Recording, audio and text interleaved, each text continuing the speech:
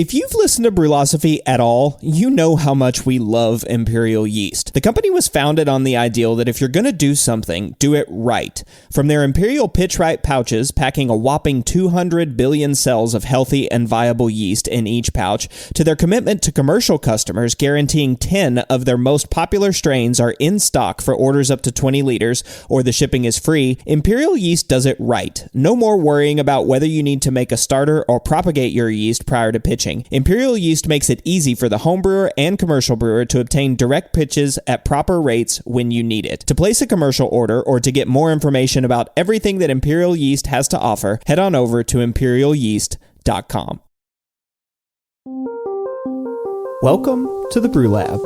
It's been almost 4 years and over 180 episodes talking about brewing science, and we've covered everything you could think of, from ingredients like malt, hops, water, and yeast, to technology, processes, and best practices for brewing the best quality beer. But over that 4-year, 180 episode period, what are the biggest things that we've learned? I'm your host, Cade, and today I'm back in the lab with my co-host, Jordan Folks, for our last Applying the Science episode as we explore what we've learned from the Brü Lab.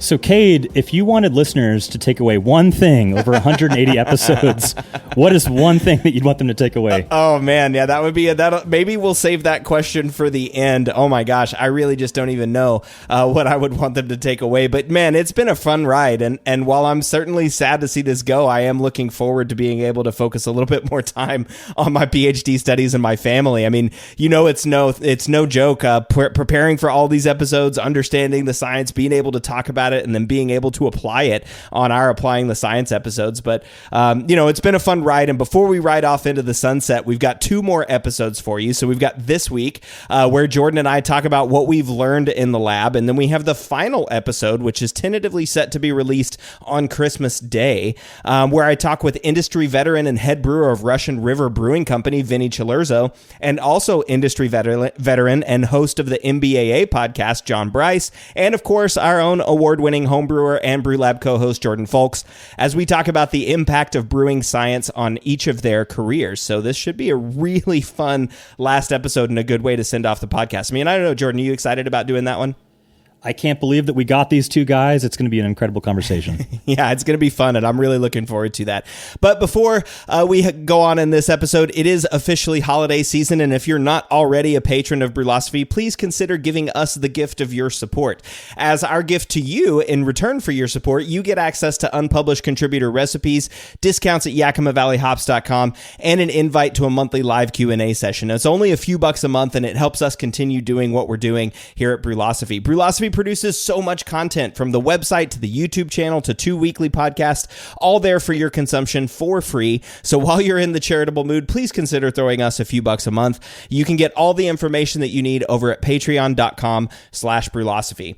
Also, this holiday season, as you start thinking about gifts for the brewer in your life, please consider supporting us by using the links at Brülosophy.com/support. There's some really cool affiliates who give us a small kickback if you purchase from their site by using one of Brülosophy's links. It doesn't change any part of your shopping experience, but it does help us out. So head over to Brülosophy.com/support to check it out. Now, I said it again on every episode, all 183 of them to date, that we've got such an active group of Brülosophy followers, whether it's the website, the YouTube channel, people who email in feedback, or folks who share and discuss our result.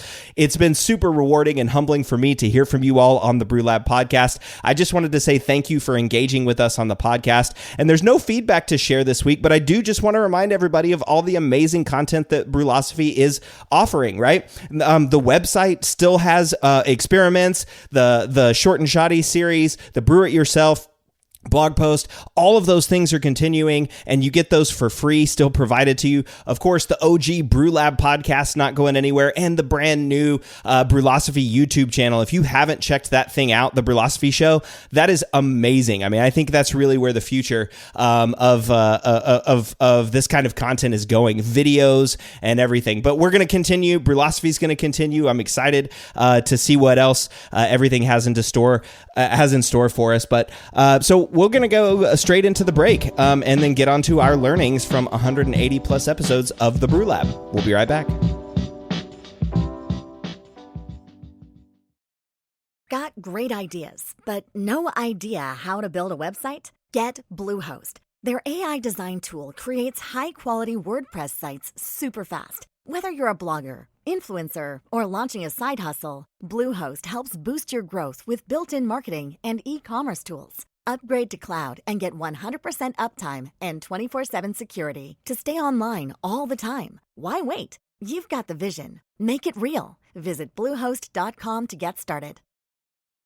The dry yeast revolution is here, and Cellar Science is leading the charge. Cellar Science has expanded the world of dry yeast far beyond the drab landscape of yesteryear. With over 20 strains of beer and wine yeast now available, you can brew any style. Not to mention that their unique growth and harvesting process greatly increases lipid levels in yeast cell walls, removing the need to aerate your wort on the first pitch and allowing you to directly pitch without rehydration. Couple that with the other advantages of dry yeast, such as higher cell count and viability, and you can clearly see why commercial breweries across the U.S. are using dry yeast and choosing Cellar Science. Marketing is hard. But I'll tell you a little secret. It doesn't have to be. Let me point something out. You're listening to a podcast right now, and it's great. You love the host. You seek it out and download it. You listen to it while driving, working out, cooking, even going to the bathroom. Podcasts are a pretty close companion. And this is a podcast ad. Did I get your attention? You can reach great listeners like yourself with podcast advertising from Libsyn Ads. Choose from hundreds of top podcasts offering host endorsements, or run a pre-produced ad like this one across thousands of shows to reach your target audience in their favorite podcasts with Libsyn Ads. Go to libsynads.com, that's LIBSYN, ads.com today.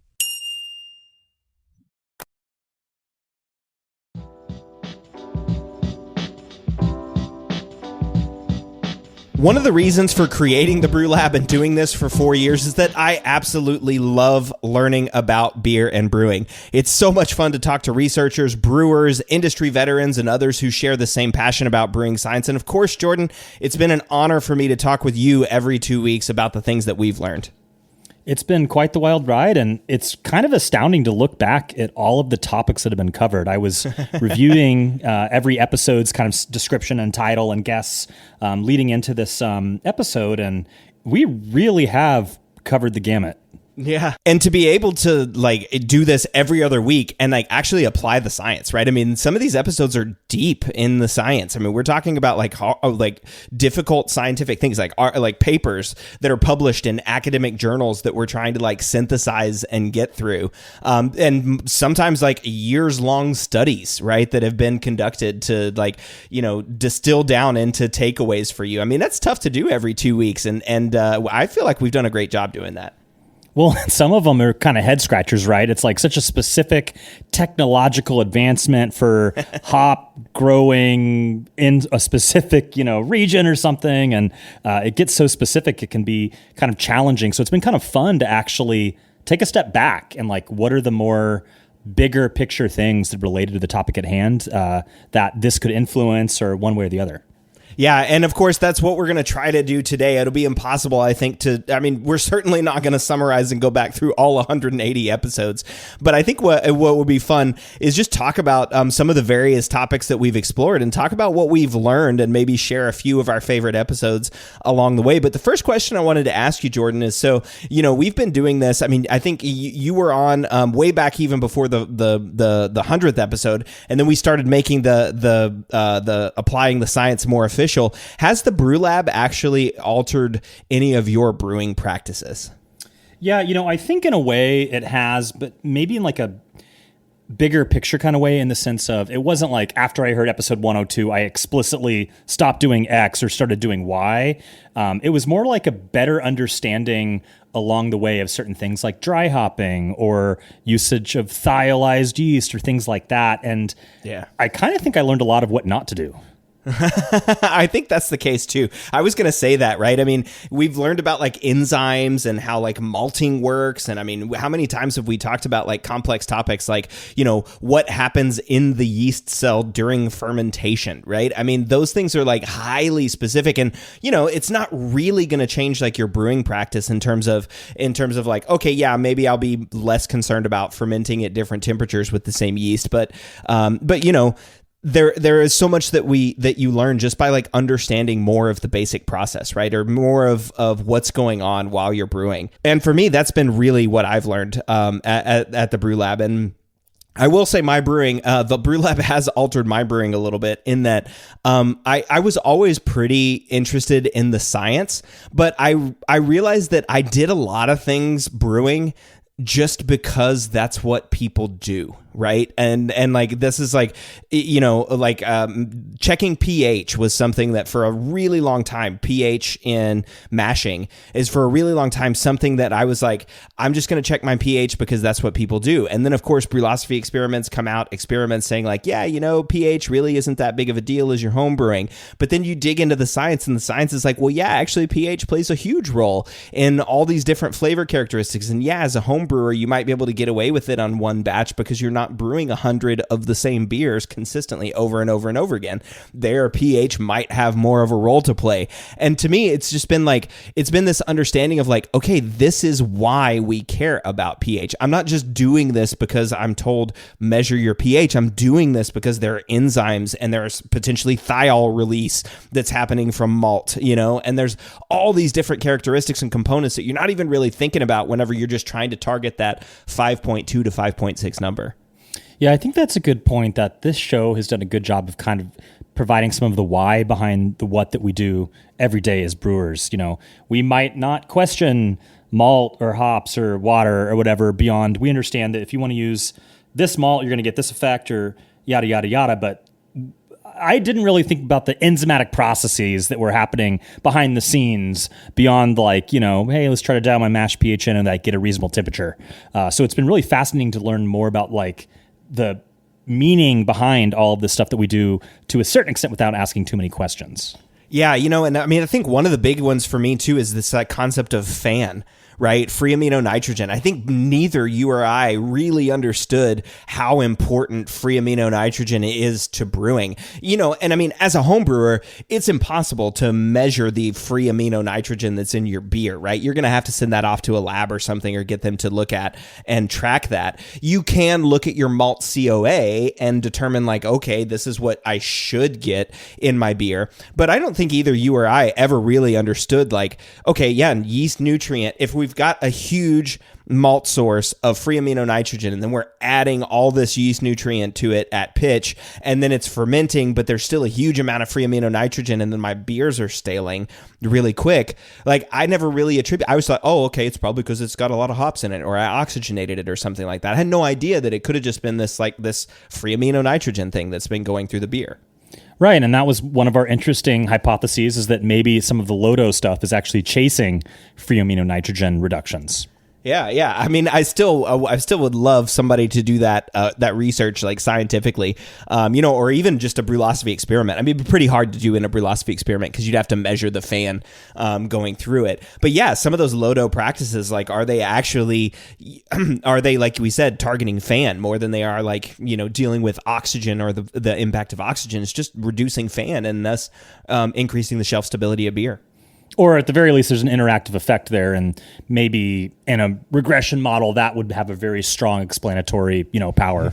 No, man, that's another thing too, right? Is the interactive effect of everything, right? I mean, nothing is isolated in the brewing process, which is that's another big takeaway for me, is that like, you know, nothing like, okay, I just changing my mash temperature, right? We can always measure that and see if that's doing things, but it's doing more than, you know, than maybe we give it credit for. Maybe if you did an experiment and you changed your mash temperature from like 150 to like 160, it might not produce a beer that tastes different. But it's still doing different things, right? It's changing the dextrin profile. It's changing the enzymes that are active at different times. It could be changing the fan. It could be changing the mouthfeel. It could be changing all of these other things that you know, might not result in a sensory difference in a triangle, but could be objectively changing the beer. Right, and so this kind of harkens back to that episode where we looked at all of the different mash temperature experiments, and recall that we saw that that mash temperature is a super strong predictor of attenuation.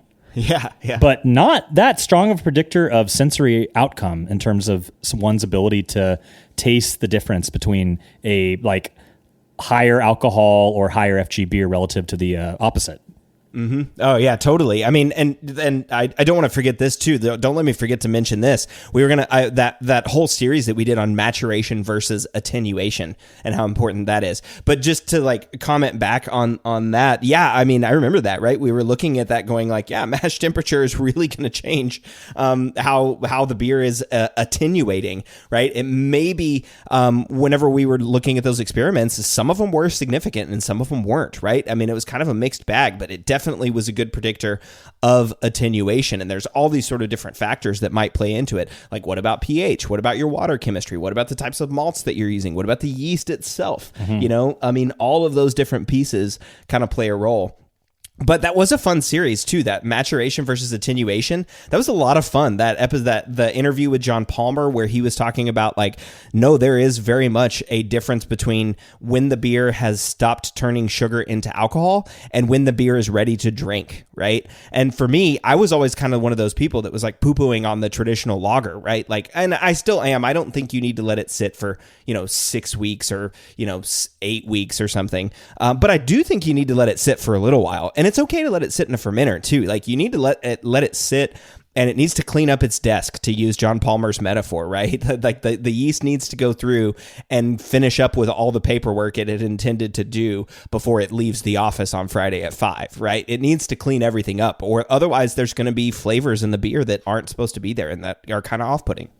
Right, and that's the beauty of homebrewing, is we're not on a time schedule for the most part, right? And we're not stressed about tank time or anything like that. And, just give it 2 weeks. It will be done by the end of it. But if you rush it out the door, you run the risk of, off flavor A, B, or C, or D. Yeah, I mean, so this is, I think, a good place to start. So we were going to kind of go like topic by topic through this and to hit some of like the main topics. But, ingredients are really, really important. And as we think about like yeast and maturation, right? That was a very interesting topic. Maybe we'll start with yeast as an ingredient first. One of the things that I really started to have an appreciation for is the power of yeast, right? I mean, I think oftentimes as brewers, we think about like, oh, here's our mash scheme, here's our hop scheme, here's our hop schedule, here's the different malts that we're going to use, here's the temperature that I'm going to ferment at, here's the yeast that is typically used for this brewing style, and thus I'm going to use that yeast, right?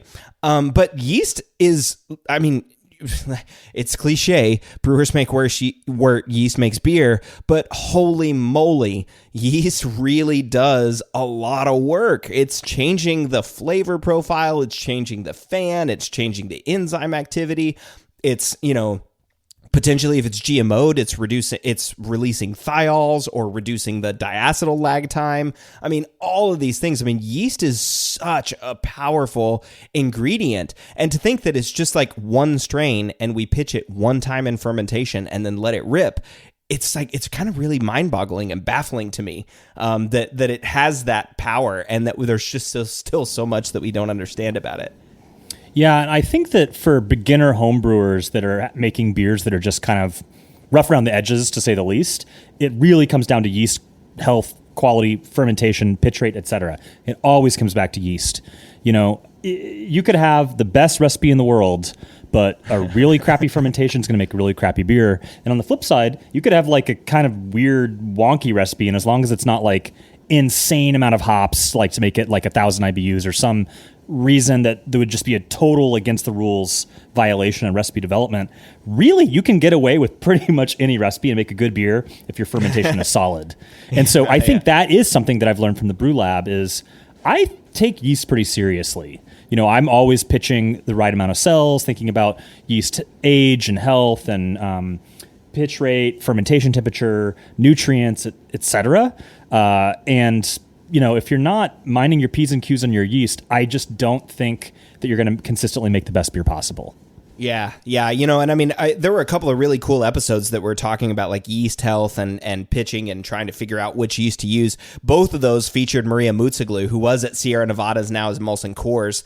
But remember those ones? There was one that was way back. I think it was in the early teens, where we talked about like doing yeast trials, and she gave this like benchtop idea for using mason jars to be able to like sensorially test and smell how different yeasts would change your beer, right? Use the same wort, put it into sterilized mason jars, ferment with it, and then smell through them, right? Smell through them and see which ones you like or don't like. And then she did the one was probably the most commented on episode that we've had in the show, which is the one with that yeast propagation, that nitrogen carbon ratio, which was basically like, we shouldn't be fermenting our yeast in starters. We should be aerating them, right? And pushing them into oxidation mode. And that has nothing to do with the presence of oxygen. It has to do with the amount of sugar that's in solution, right? So if you're above 2 grams per liter of sugar, which is you're way above that in most worts, right? That's like a 1008 OG,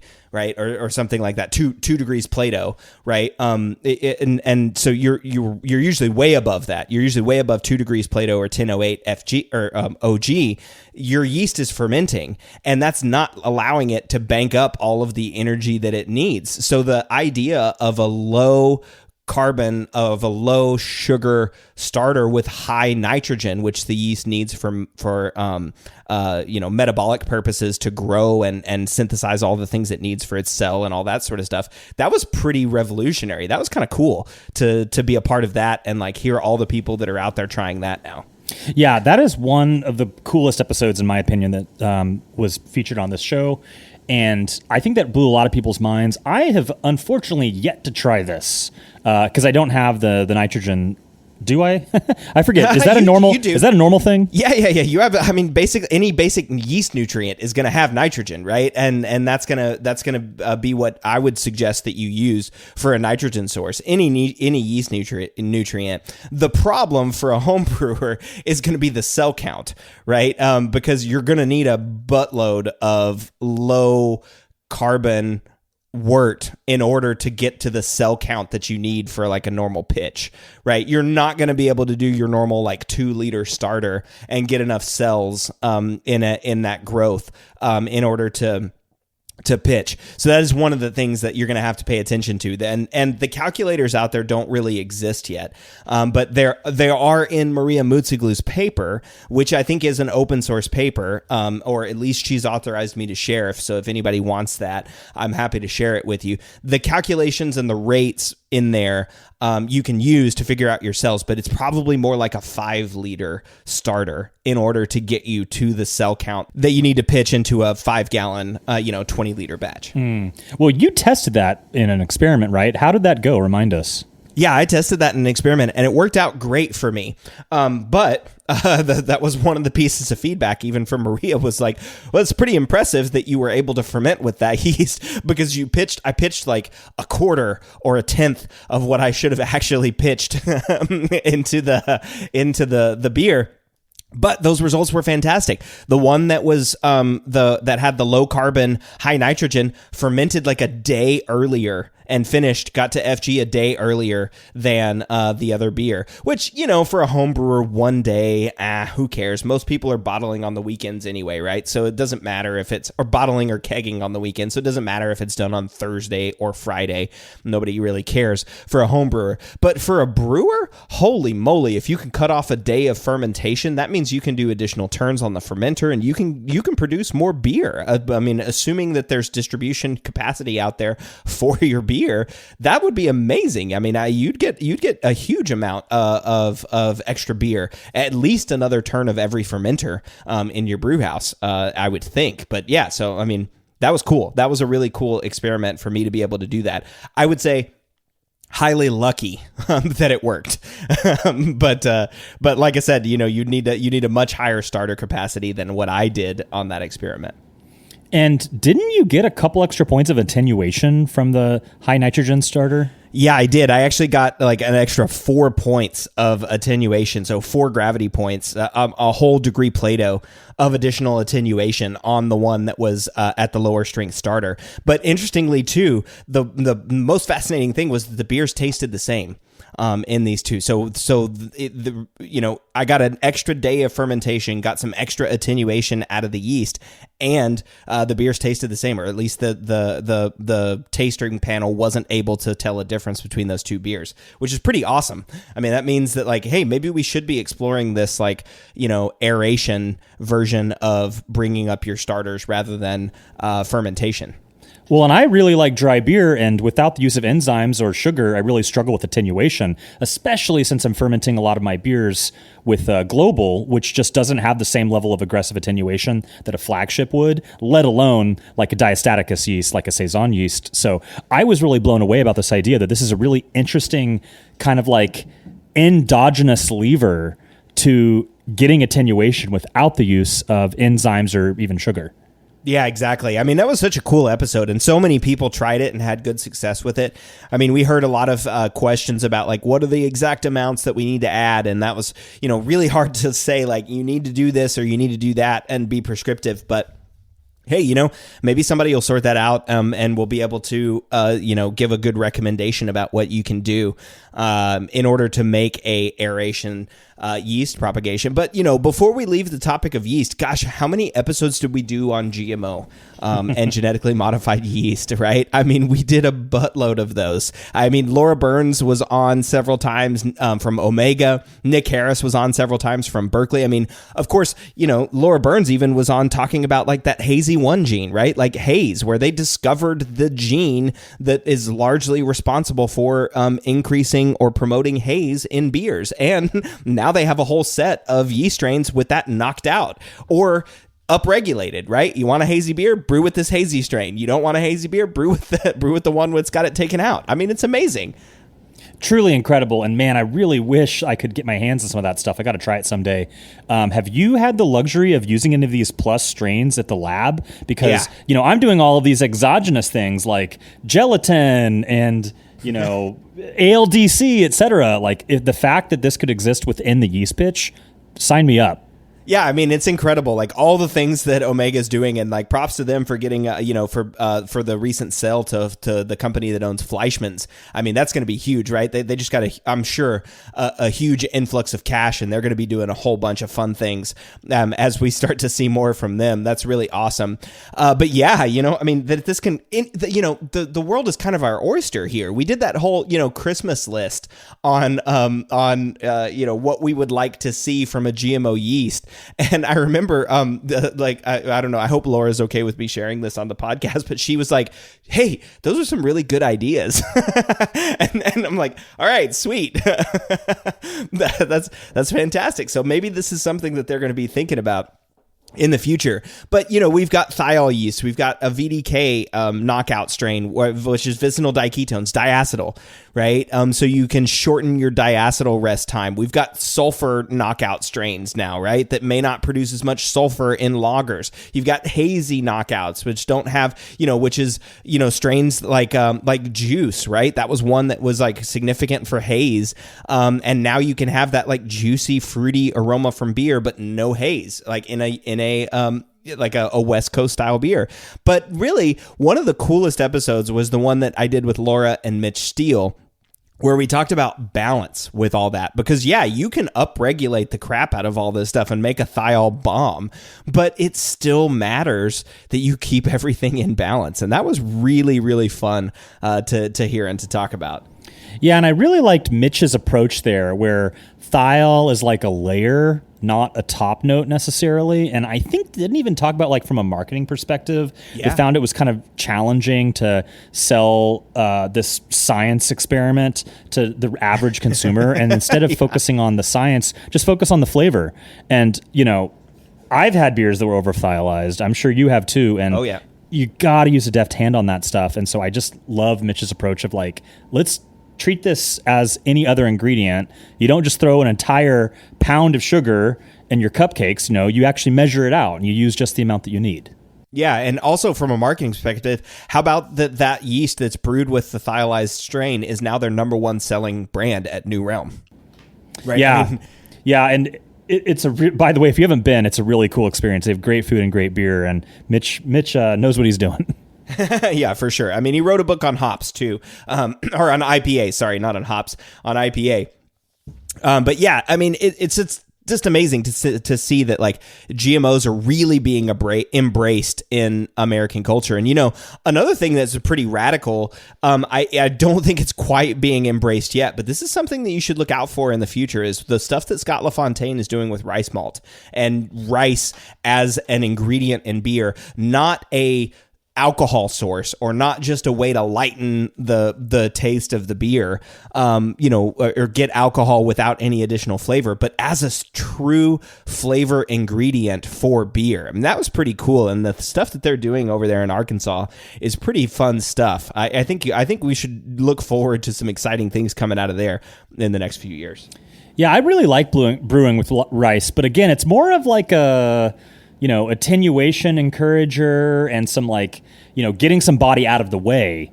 But, we had a really cool episode where we tasted through gluten-free beers, and I really struggled with those. I am very sympathetic to people that are sensitive or allergic to gluten, and it's great that we're creating products that can serve their needs while meeting their dietary restrictions, but they just didn't tend to taste like beer as we know it. And I have a friend that's discovered that he needs to avoid gluten, and he was a brewer, and I'm like, dude, we got to try this malted rice. Like, I really think there's some fun experimentation, 100% malted rice, Japanese rice lager. Like, let's give it a try. And so I really already like rice as it is, and I'm excited to see how we could continue to make gluten-free beers that actually taste like the beverage that we expect to taste like. Yeah, I mean, I was in Arkansas about a month or so ago for the UT football game, but of course stopped by Scott's Lab and actually got to try a non-alcoholic beer that was brewed with rice, and one that was brewed with barley, and the rice one was better than the barley one. It tasted great. It was not alcoholic. Also, a fun aside: the researcher that Scott has that's working on this is hilarious. He's a Weinsteffen trained brewer from Germany, and he's here in the United States in Arkansas studying malted rice in non-alcoholic beers, which is just like anti everything about the Reinheitsgebot and German brewing. But I love that. Christian is doing great work over there, and it's been fun. I think he even had a paper published recently, but that's really fun. I mean, there's just so many fun things that are happening. I mean, this hasn't even touched on all the episodes of hops. I mean, how many times did we talk about hops and advanced hop products? I mean, as I understand, Jordan, you've got a Euphorix hop water going on right now that you really love. I am in love with advanced hop products, man. I'm telling you, we're making the best IPAs, the best hop waters we've ever made, and it's really all thanks to these. And again, it's like the thiol, right? It's a layer. It's another tool in the toolkit, and when layered with traditional products, we're really enhancing these things to a level we've never seen before. And the ease of use, the sustainability, the storability, it's really a game changer. Mm-hmm. Yeah, I mean, one of the more awesome moments for me, Jeff, you are one of the awesome moments here. So Jeff Daly, every time he's come on to talk about hop products, I've loved talking with him, and it's been so much fun getting to know him and talking about all these advanced hop products. But Jeff, unfortunately, one of my favorite moments from the Brü Lab was, Jordan, you had suggested that Russian River was using, an advanced hop product in Pliny the Elder, and you had suggested that on the show, and I said, oh, that's interesting. I didn't know that they were doing that on the show. No, I'm sorry. It was Jeff that suggested that. Sorry, Jeff. I almost gave the credit to Jordan, but it was you. Jeff suggested that Vinny was using an advanced hop product in Pliny the Elder, and I just commented on the show and said, that's amazing. That's pretty cool. I had no idea that Pliny the Elder. And then like a week later, Vinny listened to the episode and sends me an email. He's like, I absolutely use it. I love that stuff. I love advanced hop products. And Pliny the Elder is arguably the best IPA in the country. Now, I know everybody has different opinions on that, but it was certainly rated as the best IPA in the country for a long period of time. And so that's definitely has some street cred in terms of you can make fantastic IPA with these advanced products. But I think what both of us are chomping at the bit here, Jordan, and I'll let you comment on it, is that advanced products are another way to layer in flavor. And that's been a big part of learning for the Brü Lab for me, is it's like advanced hop products aren't meant to replace hops. They're meant to tweak flavor and to make the beer better, to make it from good to great, right? The modifications from really good beer to great or fantastic or world-class beer are tiny. They're small nuances, small things, and those advanced hop products can really help in those areas. They really can. I mean, I don't think that we could make beer as good as we are making it today without these products, at least in the hoppy realm. You know, there's new varieties are coming out all the time, like HB 586 was just renamed to Crush.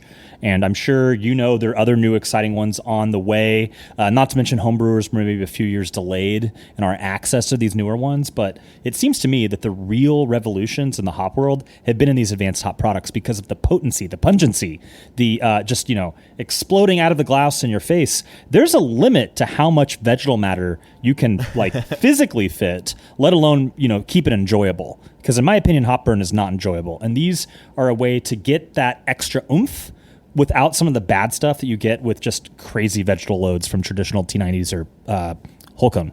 Yeah, totally. You know, and I mean, dry hopping is super inefficient. I mean, I think it was Jeff Daly also that said that, or at least planted that idea in my head as well. Dry hopping is super inefficient. The compounds that we're trying to get out of the hops don't really want to go into beer. A lot of these terpenes are hydrophobic, which means they don't want to interact with beer. And so the only way that you can get some of those compounds into beer is by using huge amounts of hops. And that comes with all of the things that do want to get into beer from hops, which, like you said, is vegetal and sometimes grassy and herbaceous and hop burn-esque. Polyphenols also come in. Bitterness also comes in during dry hopping, you know, and so, yeah, I mean, it's like dry hopping itself is super inefficient. And this is one big takeaway for me from the Brü Lab.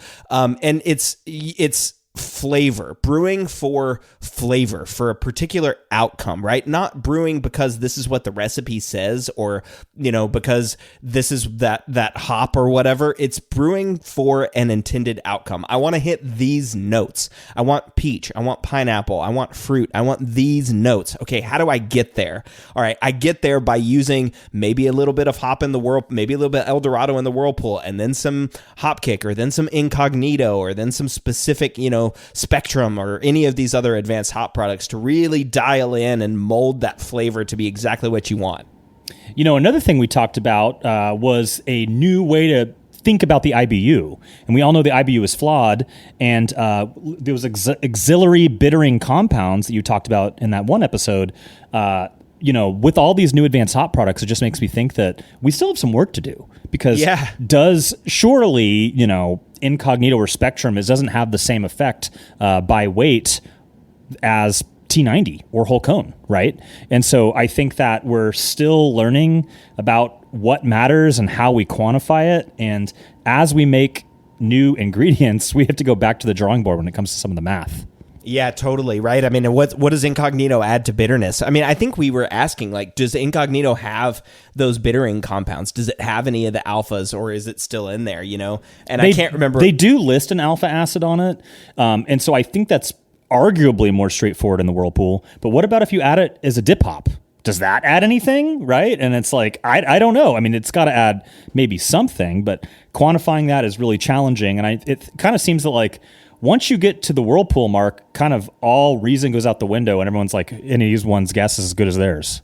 Yeah, for sure. And I mean, that was the work that John Paul Hosum did, where he put together basically a whole website that's like, you know, add in your recipe and deal with all these factors, and then it'll actually predict what the IBU was, you know, and he did it, and it was way better than any of the homebrew calculators that are currently out there, right? I mean, sorry, I said homebrew, but I meant brewing calculators, right? Better than even any of the commercial brewing calculators that are out there, you know, that in terms of predicting what the IBU would be.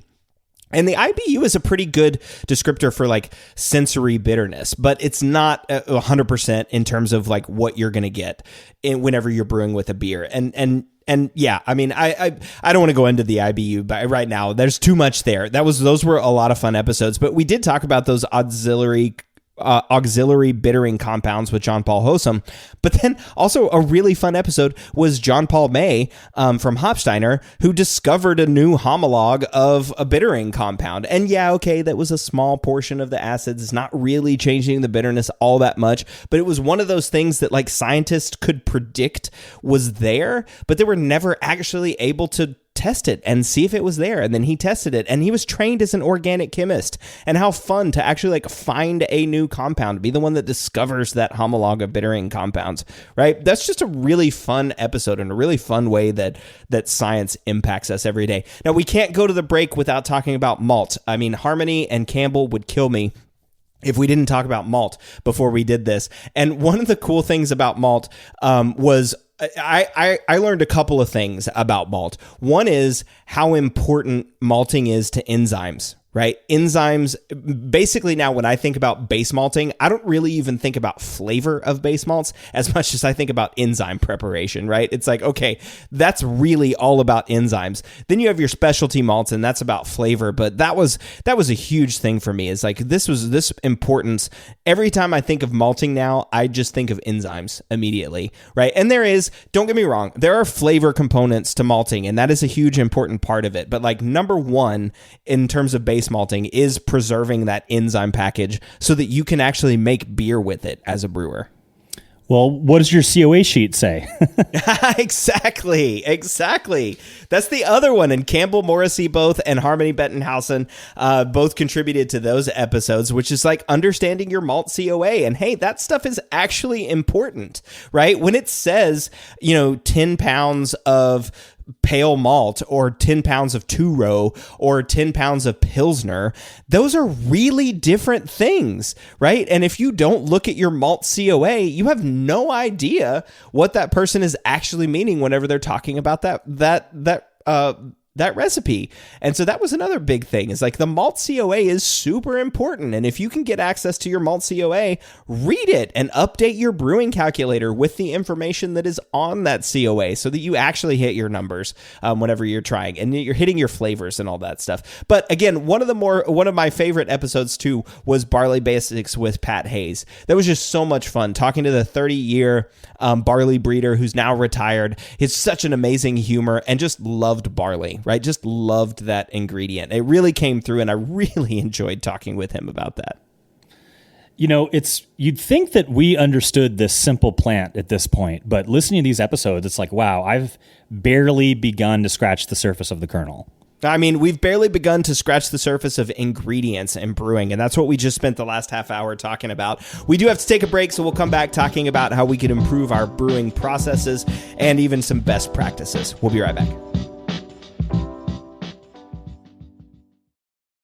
Got great ideas, but no idea how to build a website? Get Bluehost. Their AI design tool creates high-quality WordPress sites super fast. Whether you're a blogger, influencer, or launching a side hustle, Bluehost helps boost your growth with built-in marketing and e-commerce tools. Upgrade to cloud and get 100% uptime and 24/7 security to stay online all the time. Why wait? You've got the vision. Make it real. Visit Bluehost.com to get started.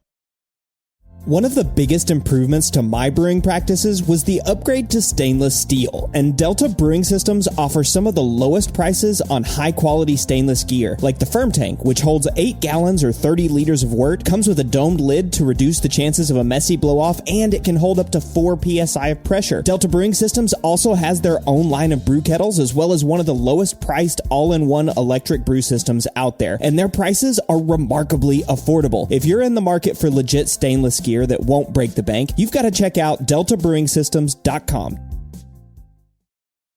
We all know that designing recipes is really fun, and doing it well is so much easier with good software. We at Brülosophy recently made the switch to Brewfather, and honestly, y'all, we could not be happier. Brewfather utilizes the latest technology to bring you the most robust cloud-based recipe design software that can be accessed anywhere, on your phone, tablet, desktop, and even offline. It also works seamlessly with numerous third-party devices to make it easier to monitor every step of your brew. I know change can be difficult, but trust me when I say you need to go to brewfather.app today to try it out for yourself. That's brewfather.app.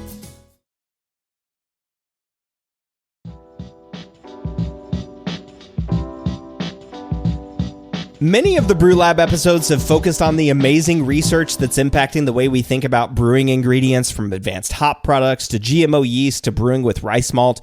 We're entering a fun new world of options to make great beer, but there's also the brewer's touch in the way of process, techniques, and best practices. Jordan, do you believe that there's a brewer's thumbprint?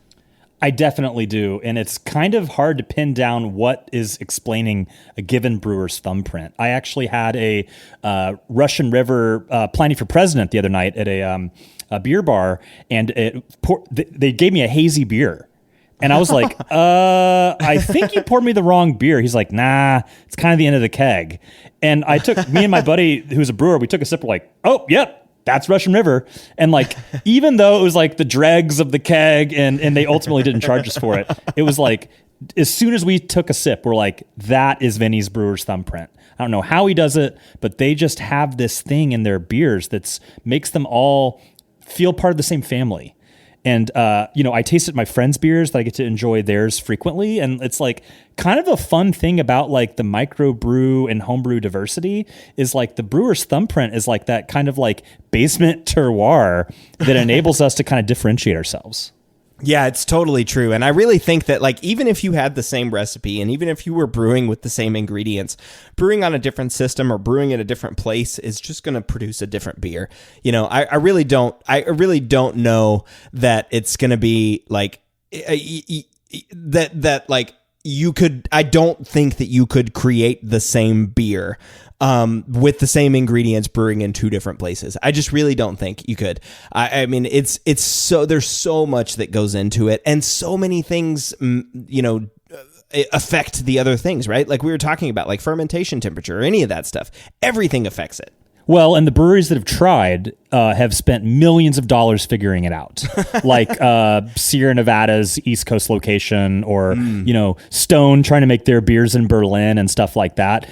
It is really challenging to make the same beer on different coasts and have it taste the same no matter where you are in the country. Let's put storage conditions aside, but just like water and tank geometry and all that stuff, and so. That's why I find it so silly when pro brewers are like, oh, I could never give my recipe away. That's the secret sauce. It's like, dude, it doesn't matter. No one's going to be able to recreate this beer. I mean, Sierra Nevada's recipe is well known, and there are no one is making the same beer and, taking their market share away. That's what it's an unpopular opinion, and I think even you would disagree with me on this opinion, but I've still said that like the big three beers, Bud, Miller, Coors, are the height of craft brewing. And I say that because they're brewing it internationally, and that beer tastes the same everywhere. Now, arguably, some people think that's because it just has a lack of flavor and it's easier to do that. But to brew millions of barrels that taste exactly the same, it's really impressive. That being said, if you're ever in the Midwest, like get a Budweiser on draft because, being closer to the source, fresh macro lager is pretty damn good. And it's not that often that you get to do a brewery tour or something like that. And I think that's kind of like the exception is if you have the opportunity to have a really fresh example that's like been taken care of, that beer is beautiful. Yeah, those beers are really beautiful. I got the opportunity to go visit a Canadian brewery and had my first Kokanee, which is a Canadian beer, a really popular Canadian beer, and it was fantastic, and I loved it. I thought it was great. It was so great to like spend that time with the brewers up there, and then also just try it fresh, and then also bring some back, and it still tastes really good. So yeah, but I do think that there's something that's so important, right? That's such unique to a brewer's thumbprint. But, that being said, there are still best practices that we can share. And one of the things I've loved, I mean, come on, I've had 180 episodes, which at least half of which are people in the industry coming on and talking about how they do things, right? Sharing their own best practices with you so that you can listen to those and make better choices or better brewing about what you do, right? I mean, that's impressive. I don't know of any industry. I don't know that there are wine podcasts out there, but my experience with wine folks is they don't really like to talk about what they do. They like to share their wine, but they don't like to make wine better for everybody. They want their wine to be the best. brewers don't seem to have that ethos. It just seems to be like, no, we want to make great beer and we want all beer to be great, you know? And I think that's really been a fun ethos of this podcast. I really believe that all boats rise with the rising tide in the beer industry. You know, if a town has a craft brewery and a second one opens, it's not like the first one, you know, burns down. It's like the more there's a market, you know, saturation, you know, threshold, but to a certain extent, the more breweries you have, the more people are interested and the better they can all get together. And I love how this industry is so collaborative and focused on best practices and lesson sharing. You know, let's work together to make the best brewery possible. And not to mention, it's so hyper regional. You know, most of these brands aren't distributing very far. And so there's a lot of, you know, land area in this country. And so there's a lot of room for people to make great beer. Yeah, a lot of room for people to make great beer. I think that's the key, though. I think you making great beer, right? And I think, like you said, all the breweries rise with the rising tide. I think the lowering, you know, if the quality sucks for a few breweries, it hurts the entire industry too. You know, I mean, I think that's something that's really unfortunate with consumers. I think that you know, if they have some bad beers, it could turn them off for beer generally, right? And so I think sharing information and helping people make better beer, like you said, grows the entire industry. I think that's really great. And I love seeing people like Mitch Steele and Vinny Chilurzo and John Palmer and, you know, I mean, Tom Nielsen from Sierra Nevada, Maria Mutziglu from Molson Coors, you know, Jeff Daly and, you know, coming from Haas, you know, talking about these things, Nick Harris, Laura Burns, all these people coming on talking about, hey, here are some really good ways to make great beer. It's really, really fun. And, you know, I think that's one of the really fun and rewarding and humbling parts of this whole podcast has been like talking to all of these different people and just meeting all of the amazing people out there in the brewing industry and getting them onto a podcast and going like, hey, share your knowledge with people. Don't let me stand in the way. Just talk and share and provide good things for people to listen to. But all right. So if we're talking about like improving our brewing process or brewing best practices, what do you think there? You have a favorite episode that gave you some ideas about how you might want to brew better beer? Well, there's so many steps in the malting, growing, kilning, you know, brewing processes, right? And it's funny because I think it was one of your episodes where the gentleman from New Belgium said the brew decks for show, but the bottling lines for dough. You know, and that you can do all this process stuff on the front end, even in the agricultural end. Yeah. But that if you mess up packaging or it experiences, you know, turbulence in the final mile to get to the end consumer, nothing before it matters. Yeah. And so that's, you know, I think one thing that really became apparent listening and being a part of the show is how critical those last steps are, be it packaging at the brewery and then storage and, you know, taking care of it. I had a beer from Block 15 a couple months ago that was just terrible. And I was like, I felt so bad for the brewers because I know that beer's awesome. And I know that bar either hasn't cleaned their lines or stored the keg for a year warm before putting it on draft.